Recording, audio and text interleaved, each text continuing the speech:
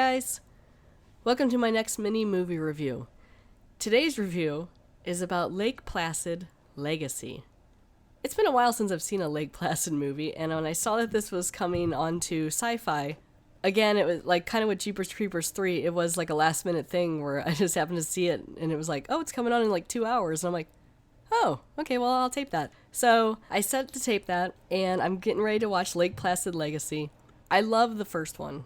The first Lake Placid, it's probably one of my top creature movies. I know it's not perfect, but it's funny and it's pretty, like where they're at, and the cow doesn't die, and Betty White is amazing in it, and there's some good kills, and it's a fun movie. Unfortunately, this is the 6th installment of the Lake Placid series. Why we need 6 of them, I don't know. I think I've seen maybe 1 or 2 of the other extensions. I probably saw the second one. I do know that a lot of them are like made for TV, and as this one is, and have a lot of CGI where you can really tell that the crocodile is not there, and this person's just kicking their leg around while they throw, corn syrup blood all over them or whatever, or even CGI blood. Like usually it's just like you can really tell, So Lake Placid Legacy. I'm getting ready to watch it here. It just came out, 2018. It was an American made-for-TV horror film. We'll see about that. It's directed by Daryl Root and stars Catherine Barrell, Tim Rozon, Cy Bennett, and Joe Pantoliano. They always usually have to get some sort of star in there. There's been multiple ones. I believe Robert Englund was in a 1 or 2. I think Thomas Jane might have been in 1 or 2 of the sequels. But this just premiered on Sci-Fi on May 28th, so not too long ago. So we will see how it's going. I'm not super... I'm excited kind of just because I'm like, oh my gosh, the 6th one, what are they going to do? But I'm not like super hopeful that it's going to be great. But it had decent... I think it had like a 6.4 or something on IMDb so far. So I'm like, I don't know, maybe they went more practical again this time, so we'll see. Apparently it was shot in South Africa in December of 2017, it says here on Wikipedia, so maybe it'll have a little more realism to it, which will be nice. It looks like here the plot is just a rough plot. Usually Wikipedia goes pretty deep into it, or whoever will write up the thing. But I guess because this movie's fairly new, the plot's not super involved. Basically the plot here, it looks like a group of some explorers find a secret area that's not on any map or any GPS. I'm assuming they're in South Africa. Maybe not. Maybe they're just shooting in South Africa. We'll find out.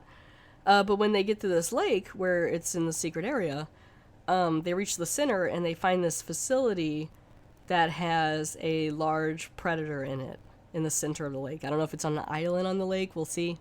Maybe it's down in the water of the lake, underneath the lake. I don't know. This movie was preceded by Lake Placid versus Anaconda, because that's where this movie went to. Number 5 was a fight between them.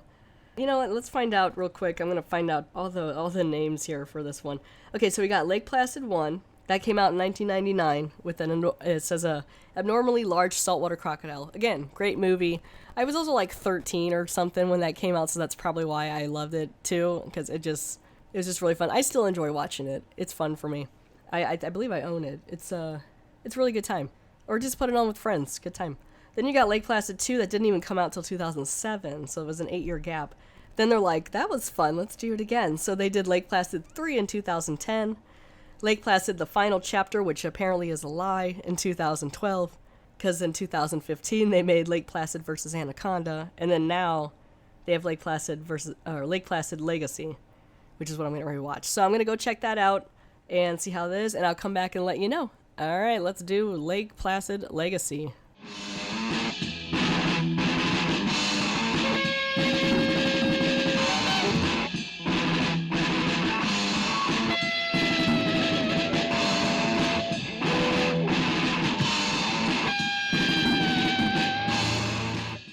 Okay, so I watched the movie. Guys, it's not that great. I mean, it was a movie. They made a movie. They tried. I mean, it was fine. It wasn't good. For a 6th one, I mean, it wasn't horrible for a 6th one in a series, and they did try to, like, I don't know, the people tried, like the actors, they were trying, but the plot really left a lot to be desired, and it just wasn't good. So let's get into it. I don't know what parts were in South Africa because they were supposed to be in Maine.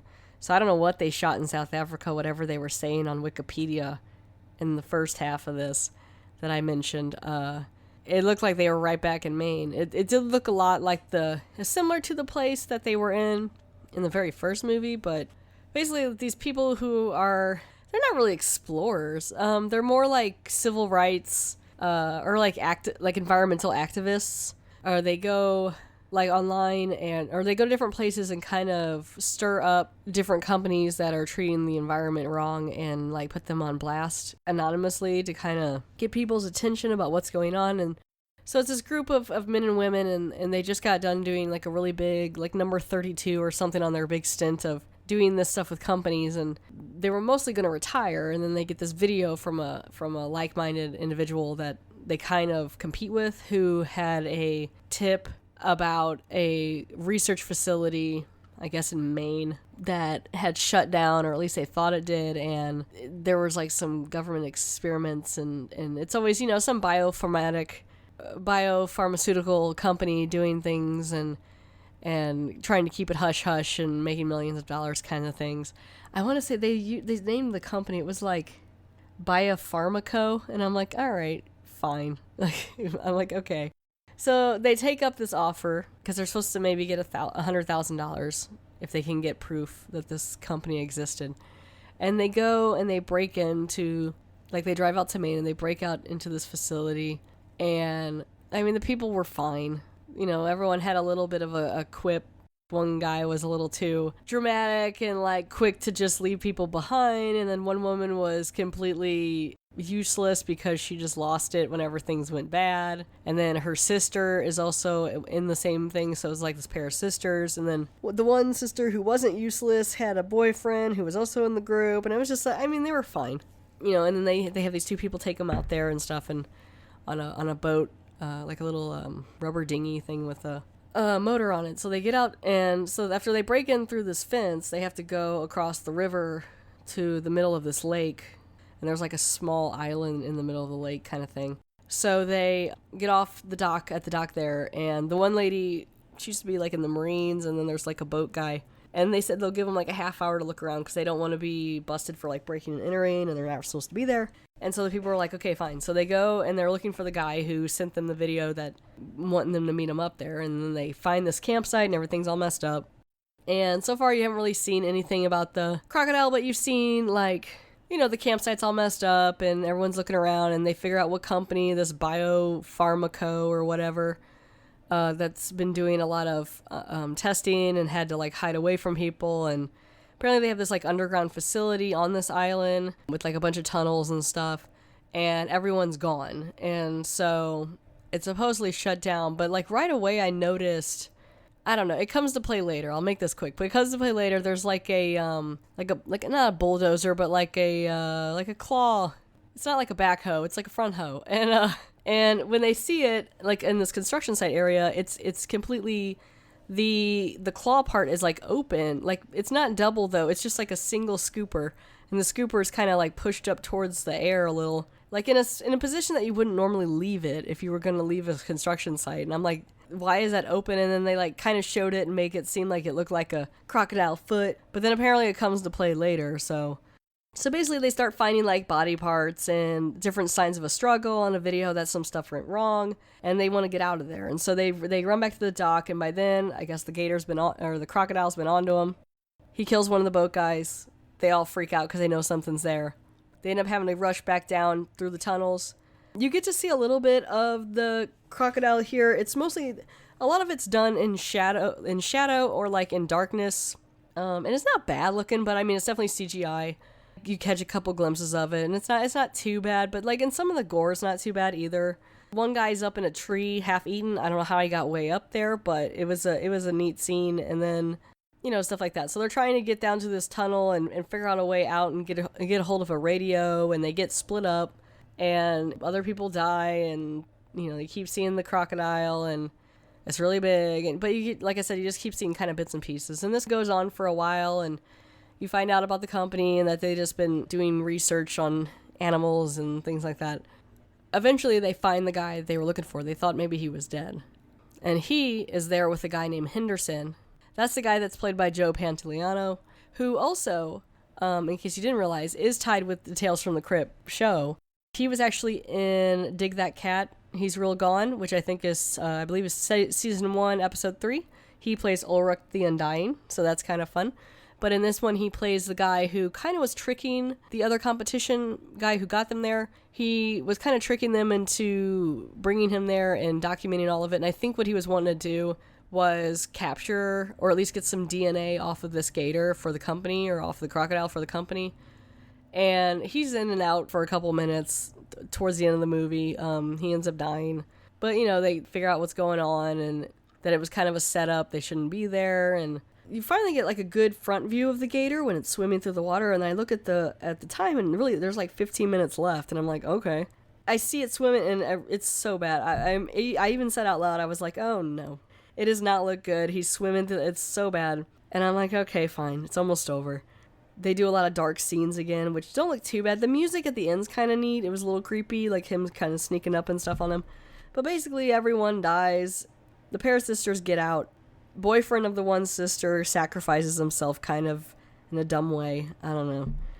Again, like, this movie didn't really keep my attention too much, but I tried paying attention, but it's fine to have on in the background, like, to watch or something. And for a 6th movie in a series, it's not horrible. So the two sisters, they trap the gator. I don't know how. She gets back in that same bulldozer thing with the claw and traps and like pins it down, which it doesn't even look like it would be pinned down. It's not a double hand. It's not like a claw in a claw machine game. It's just on one side. So I don't know how it kept it down. Somehow it does. It pushes this huge hybrid gator. It's been hybridized with a like Mesozoic period crocodile, and it's super strong. It's got like glowing eyes, and there was a cool scene earlier with the eye that was kind of fun. I was like, oh, okay, even though the kill on that was really dumb. So she holds it down, and they like break open this tank that's full of fuel, and pour it all over, and then light it up, and they run, and there's an explosion and all this stuff, and they're like, oh yay, now we got to get off the island. So they start to get into the lake to swim back to shore and figure out how to get out of there, I guess. It's a long swim back. And right away, at first I was like, okay, there's still things in this lake, like snakes and things in this nighttime. Like, maybe we should just wait a second. And they made it seem like this crocodile was around a lot of places, so I'm like, of course there's probably more. So, I mean, this didn't get me at all. So then there's like a little like teaser at the end. They swim off into the lake, and then shortly behind them you see like a little head with like little blue glowing eyes or something come up. And it's supposed to be another one, and it goes back down in the water, and then it ends. And you're like, oh, okay. So I guess they don't make it off the island. I mean, if you like the series, check it out. But I'm going to rate it, let's go with rescue flares. So like those little red flares or whatever that light up. I'm going to give this, out of 10 rescue flares, a 3.5 rescue flares. It was a movie. It was somewhat entertaining. Visually, it wasn't that great. Plot wasn't that great.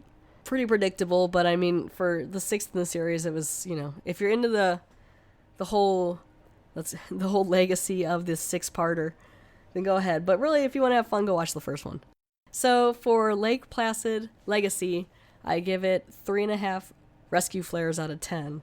So take that what you will. And if you want to check it out, go ahead. Cool. It's really probably not worth your time, but it could be fun to have in the background maybe for something. But all right, so that was my mini movie review for Lake Placid Legacy. Thank you for listening.